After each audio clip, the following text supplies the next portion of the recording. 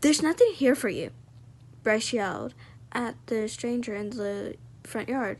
A beam of silence. The figure outside slowly lifted its hand, clutched a crumpled piece of paper between them, which is then pressed against the window. It was the selfie I had just taken. Instinctively, I laughed. It took a few seconds for the logic to flood into my brain, for me to wonder how on earth a stranger had a printout of a photo I just took. "That isn't ours. No photos were taken here." The photo disappeared from view, then internally raised a single finger, tapping the window and pointing in my direction. "No one else is here." Bryce held his ground for a moment, then closed the curtains. He sat beside me on the living room floor and placed a gentle hand on my shoulder. I was in denial.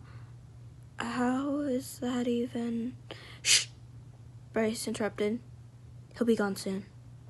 Minutes passed and the tapping finally subsided. Like I said, Bryce broke the silence. I was hoping we'd get a second to settle on first. How does someone even do that? Like, logically, how the fuck could someone do that with my phone? I don't get it. I'm gonna need you to calm down for a second. Bryce, what the fuck is going on? With a grim and relentless shuffle, he shrugged to find the right words. So, he finally spoke. "Let's rewind a bit. I moved to a new town for a job that I couldn't turn down. Right? When I got here, I pretty much knew immediately that something was wrong. First, I thought I was renting this place, but when I arrived, there was a Dean tap on the front door signed with my name. My boss for my job, I hadn't even started yet, stopped by after, congratulating me on the role and the new place. He told me my pay was going to be much higher than discussed, and that the scope of the role would also be way different. I asked him to explain what he meant, and he just said I'd figure out over time.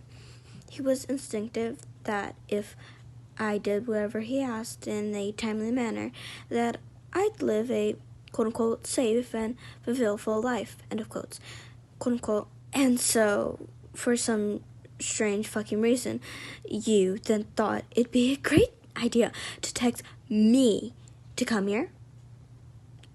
No, I never texted you. I never texted anyone. I ignored everyone's calls, messages, everything. I didn't want anyone to get stuck into this nonsense with me. But I guess it didn't matter anyways. Something reached out to you pretending to be me, which seems that something wants you here." I tensed up. "So, I mean, we should get the fuck out of here then, right? Why didn't you just leave?" Funny enough, I almost did. But then someone explained to me ambulances. Yeah, they should be here soon. Bryce put a finger on his lips. The room went quiet for a minute until the distant roams of a ambulance reached our ears. Bryce got up and moved to the kitchen window. I followed. The sirens blared, grew louder and clearer. Outside the window we could see it approaching. It turned a corner and parked on the road only a few houses away. Then I saw it. The back door of the ambulance opened from the out and stepped a man cloaked in thick garb from head to toe. He put a drench on the back door, then another.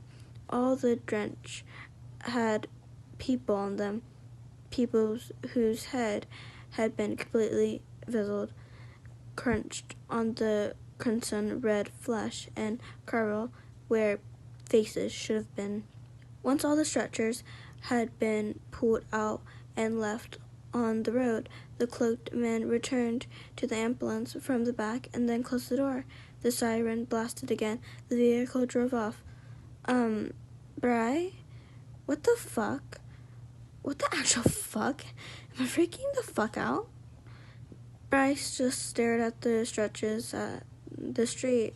They were gently rolling off in different directions. Oh, man, he said, noticing a particular demolished body on one of the stretchers. I like that guy. We went grocery shopping together one time. Who the fuck are those people? People who tried to leave. That's what happens to them. And they're just left on the street? Sometimes. Other times they're brought to the incinerator or buried or chopped up or occasionally dropped off at someone's house. I was on the verge of a full-blown panic attack. Instinctively, I pulled out my phone and called the numbers 911. Wait, Rose. You don't want to do that. Rose, stop.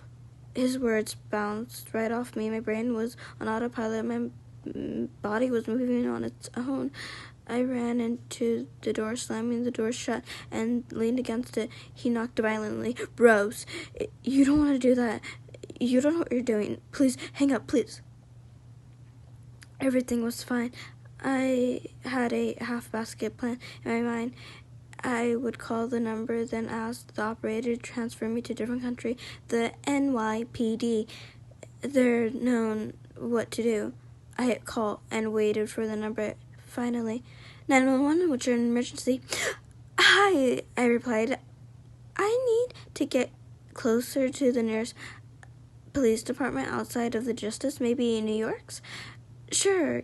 Can you help me? Just know what's your emergency? Bryce pounded with even more force. Yeah, so there's an ambulance that, on our street. It had bodies in it.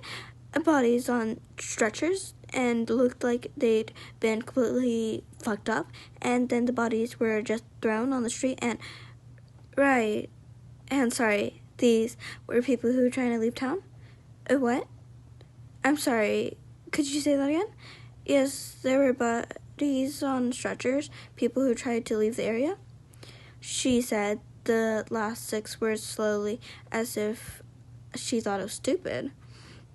Stunned, I tried to retract to her back at the point. There's also a man who showed up in our yard. He had a picture of me. There's no way he could have had the picture of me. Right.